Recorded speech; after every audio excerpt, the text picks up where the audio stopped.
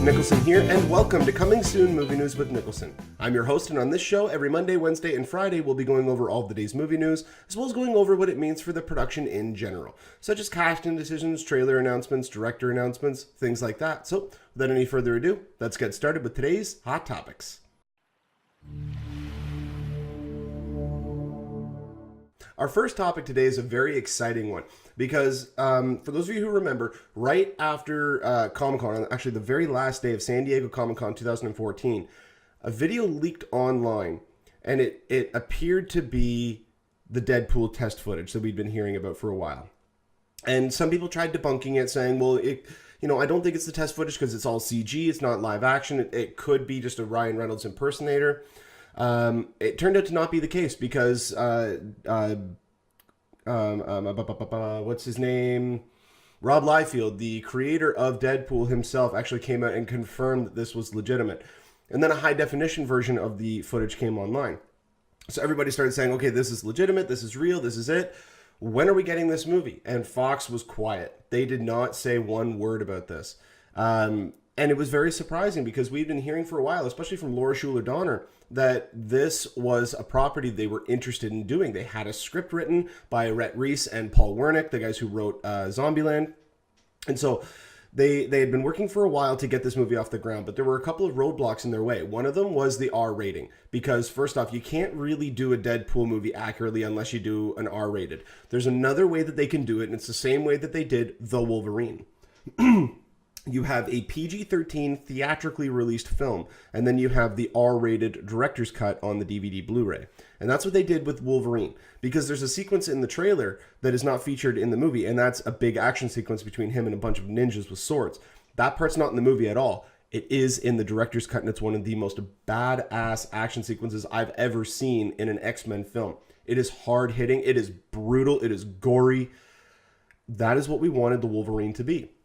They could do the same thing with Deadpool because, again, when you put a movie like this into R rating, you are limiting its box office potential, and that is something that Fox is very much aware of. They are definitely looking at ways to make the most amount of money that they can from a comic book character, but also keeping it within the realm of what are not necessarily what are the fans going to want, because at the end of the day, they really don't care.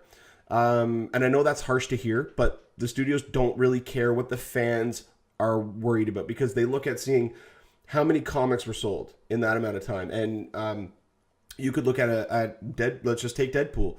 I haven't looked up the numbers, but I can only assume that somewhere around the range of 30,000 units maximum were sold last month of Deadpool. If you were to take, as John Campea on AMC Movie Talk always says, if you were to take every single one of those people and send them to the theater, the average movie ticket is going to be on average about $10. So if you take 30,000 people who bought that comic last month, send them out to the movie, that's 300,000 people. That's not a lot of your box office potential. So they don't care as much about what the fans want as what's going to make a massively successful film, both entertainment-wise and critic-wise. And I don't think they really care all that much about the critics. They care about what the fans think. If you look on Rotten Tomatoes, you'll see two scores. You'll see the critic scores and the audience scores. The audience scores are usually always very different. If a movie is low-rated, on average, the audience award or the audience rating will be a lot higher than the critics award, or why do I keep saying award? Than the critics reviews. Sorry about that. It is early. Anyway, but now Fox has officially come out, and this is directly from Fox. They have officially come out and announced a Deadpool movie starring Ryan Reynolds. Ryan Reynolds is not officially signed on, but they did say with Ryan Reynolds. Excuse me. We'll be hitting theaters February 12th, 2016. And if that's not the best birthday gift in the world to me, I don't know what is, because that is the day after my birthday. I am very much excited about this film. I cannot wait to see what they're going to be doing with this property. We don't know if it's going to be CG or if it's going to be live action. I'm assuming that based on the budget they're going to try to go for, they're going to go for around the $40 to $50 million budget for this film, that they're going to strive for R-rated, and they're going to strive for live action.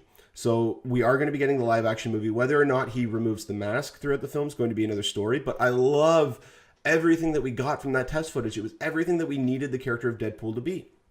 Because he was a smart aleck. He was breaking the fourth wall like Ferris Bueller did. He was talking to the audience. He was very violent, but he was comedic about it. It was dark comedy. And that's what the character of Deadpool is. And if they can nail that in the script, which as far as I'm aware, they have done it, because they are going with the script that Rhett Reese and Paul Wernick wrote several years ago. So that can only bode well. I mean, those guys wrote Zombieland, and for those of you who have seen Zombieland, you know how quick writing they have. You know their timing. You know the type of dialogue they're able to bring out. And with having somebody like Ryan Reynolds is the type of actor where he has been in a lot of bad movies, but he has generally never really been bad. And a lot of people will go and defend him, saying that he was not the problem with Green Lantern, because he actually was a pretty decent Hal Jordan. It was the script, it was the villain, it was everything else around him that caused that movie to fail. R.I.P.D., that was just a bad choice on his part. But you look at other films, like, I mean, even in Amityville Horror. Amityville Horror was not a great film, but oh my God, was he good in that movie. Just the level of character development that he created for that movie. His character was fascinating to watch. And he's got several other movies. I mean, Buried always is the one that jumps to the top of my head. But I mean, he is a very skilled actor. He is definitely worth looking at. I mean, what was that one that Safe House with Denzel Washington? He was great in that movie. And I don't know why people give him a lot of flack. Maybe it's because of just his choices. But I'm very excited to see him portray Deadpool. I'm glad that this movie is going to be coming out. To me, it almost seems quick. I thought this was going to get a 2017 release, but it's getting a 2016. So they're going to have to go into production fairly soon. I'm going to say by the beginning of the year, they're going to need to have this movie filming in order to get all the post-production done and all that kind of stuff. You can guarantee that they're going to have some kind of a presence next year at Comic-Con.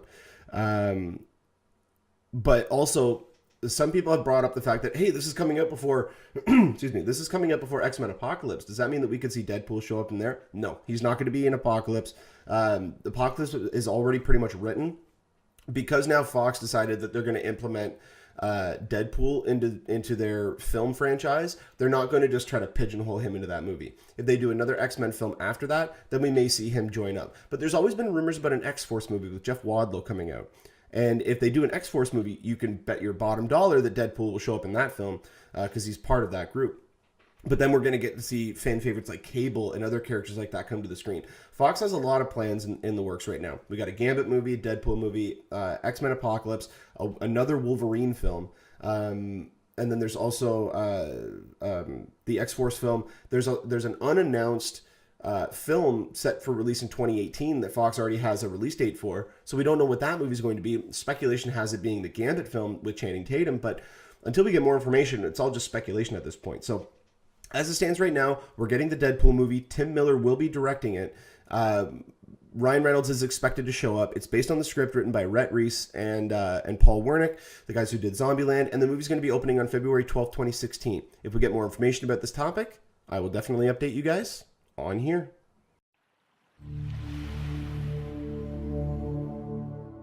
With this next story, we got a couple of release date reschedules going on. So first up is Assassin's Creed. Assassin's Creed is a movie being produced by and starring Michael Fassbender. And the movie, this is one of those odd Hollywood moments, and it's growing less and less odd as the time goes on. 20th Century Fox acquired the rights to Assassin's Creed. They're making it through Ubisoft, but 20th Century Fox is going to distribute the film. And they gave this movie a release date without having a script, without having a cast, without having a director, and they thought that they had enough time on their hands. It's taken them so long to adapt this film, whether or not they're just having scripting problems, if they're having trouble acquiring certain people for the production team, whatever the case may be, they have delayed it. And by delayed, I mean they've just taken it out of their release schedule. They have not given it a new release date yet because I believe that they are giving the creative team behind it enough time to work out all the kinks they need to get worked out and release a film. Because Assassin's Creed is not one of those movies where we've got the last game out, a year or two ago, we need to strike while the iron's hot. It's not that case. They're coming out with Assassin's Creed games every year. They're still in their prime, which means that they do have a little bit of time to develop a very good film adaptation. And I'm pretty sure that with Michael Fassbender being attached to this movie, he is not just going to sign off on any script. He has a lot of power when it comes to this property. And he is going to be able to say whether or not this movie is, yes, a go, B, we need to work on it, C, you guys have struck too many times in the dirt. I'm done with this property. I doubt he would ever get to that point because he's got a lot of integrity. And this is also going to be his other big franchise because we got X-Men Apocalypse is coming out. We don't know how much longer that he's going to be playing Magneto. And he does seem like the type of guy, he loves doing his independent movies. But he seems like the type of guy where he really does enjoy the franchise fare as well. He loves playing these larger-than-life characters. And so you could definitely see him wanting to stick this one out as long as they can. They haven't given a new release date. I would be shocked if they didn't just get a 2016 release. If they come out and say, you know what, we got one more draft of the script coming in. Once that comes in, we're given the green light and we're going to start on pre-production. That gives them almost 2 years, but a year and 8 months, year and 10 months to work out all the production troubles and all that kind of stuff. That means that they're going to be able to do it no problem. But as it stands right now, it does not have a release date. What has taken its release date is the Fantastic Four. Now, the Fantastic Four was scheduled to come out, I believe, on June 14th, and they've now pushed it to August 7th. And the reason, there's a couple of reasons they've done that. A lot of people have said, well, oh no, this spells more trouble because they originally delayed it from March to June and now from June to August. Well, there's a couple of reasons why they're doing this. And this is not official from the studio. This is just speculation, but a couple of people have sent this out there and it makes a lot of sense. The first reason, Guardians of the Galaxy. It opened in the first weekend of August, and that makes so much sense for them to do that because look at what Guardians was able to do. Not only because of the time frame, it didn't really have a lot of competition. The quality of the movie is really what got people going back to the movie over and over and over again. That's what Fox needs to understand about this movie, is that if they do Fantastic Four and it's not great, it doesn't matter when they open the movie. It's not going to do as well as they want it to. If they strike gold on this and they hit every nail the way that it needs to be hit, then you very well could see another massive success out of this movie. And I think it's going to be one no matter what, because I think that the Fantastic Four, if treated properly, is something that people have been wanting to see. It's something kind of new. And if they're going to take it in a more grounded, reality-based way, I think that's going to be something that people are really going to be interested in seeing. So therefore, it could work box office-wise. The second one is more time for post-production, which a movie with this level of special effects, all that can do is help it.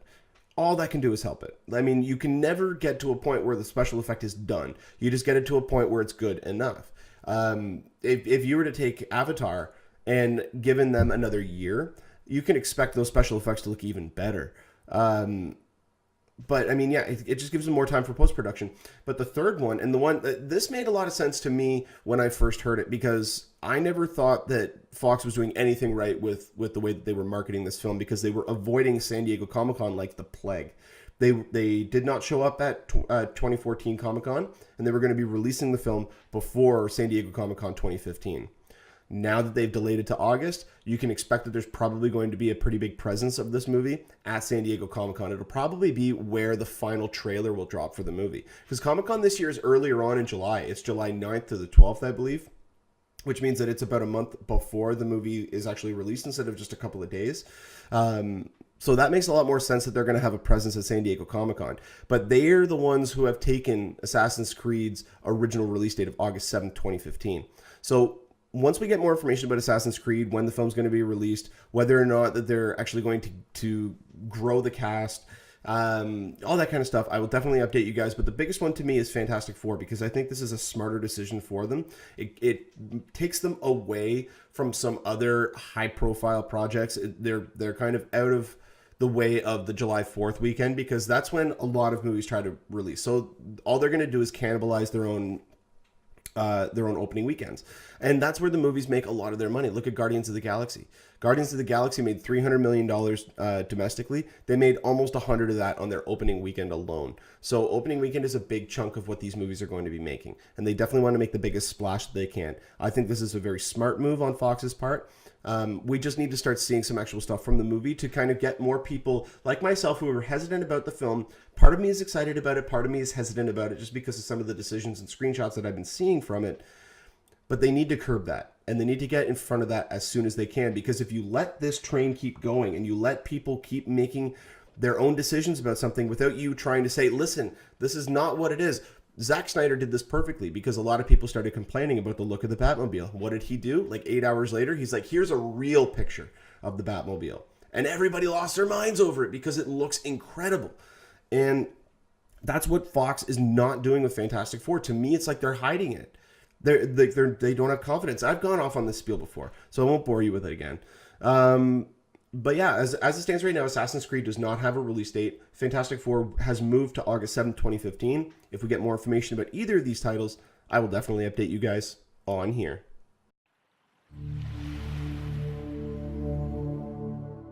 And our final topic today is in regards to the upcoming sequel to Olympus Has Fallen, which was last year's surprise hit. I don't think a lot of people expected it to be as fun and entertaining as it was, or also for it to make as much money as it did. But we're getting a sequel. It's called London Has Fallen. Almost all, if not all, of the original cast is back. You got Morgan Freeman, Melissa Leo, Aaron Eckhart, Gerard Butler, Angela Bassett. They're all back.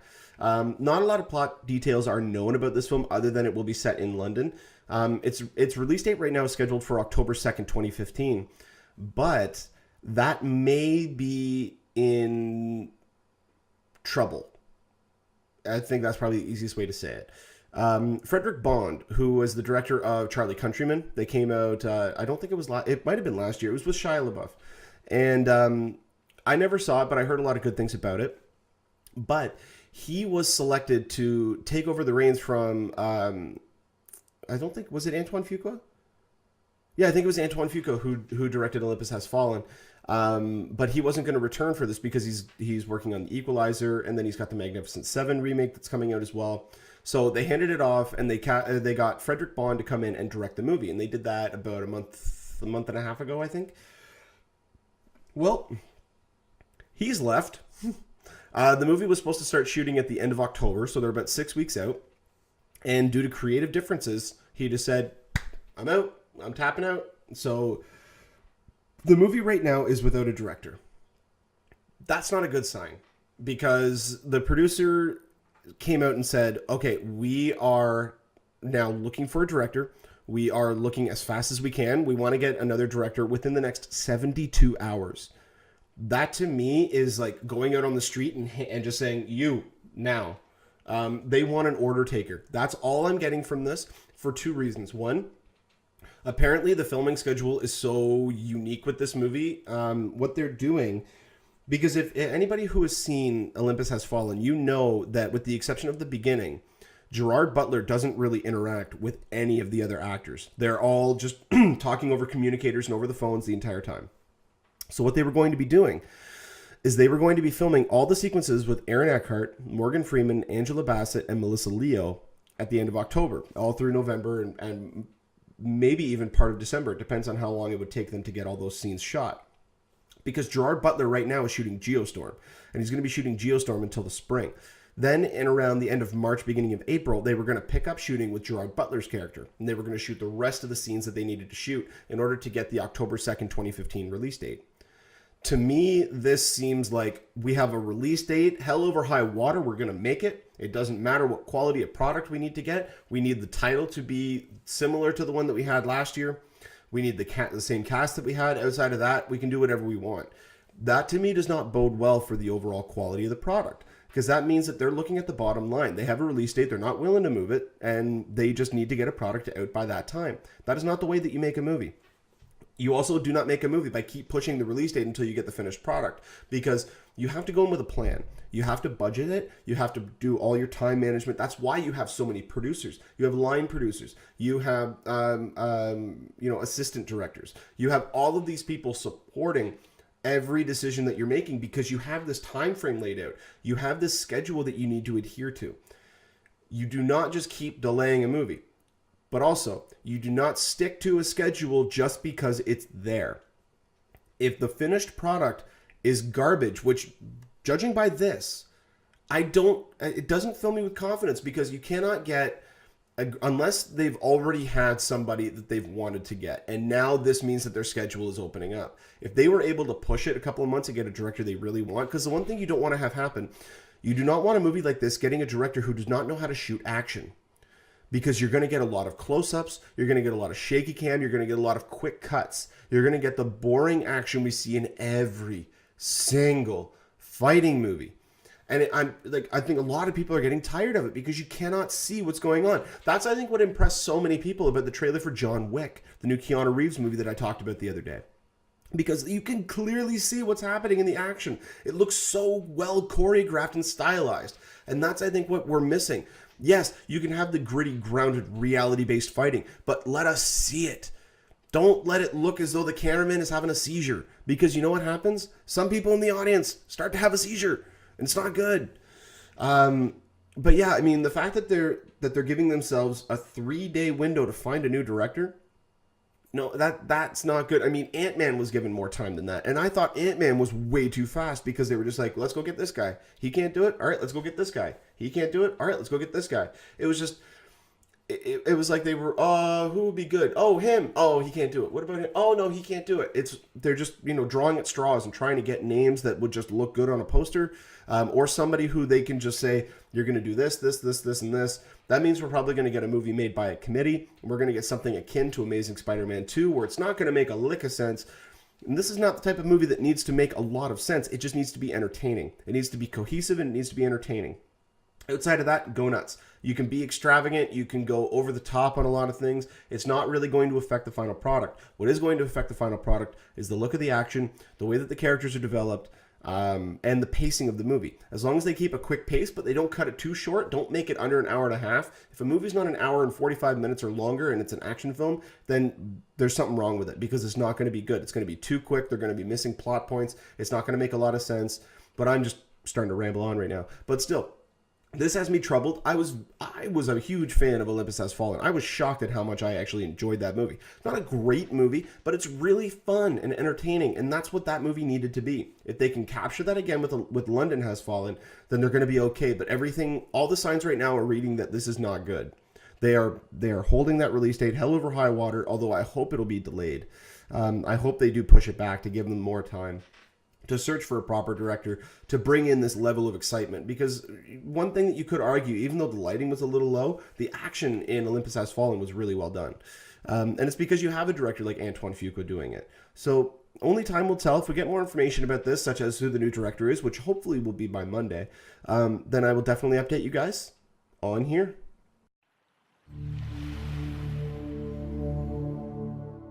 Well, that'll about do it for us here on Coming Soon Movie News with Niklsun. Thank you so much for watching. You guys have been a great audience. You can go ahead and click subscribe there in the bottom corner. You can get updates whenever we post a new video. You can also follow me on Twitter at Niklsun, Niklsun, for all of your movie updates. And you can also find us on our Facebook page at facebook.com/Movie News with Niklsun. Give us a like on there and put any discussion or topic or anything like that that you would like to have discussed on the show on our Facebook page, or in the comment section below, or you can email us at movienewswithnicholson@gmail.com. And if we get any questions or topics, they will definitely be answered on every Friday episode. And until next time, you guys enjoy the rest of your day. Take care.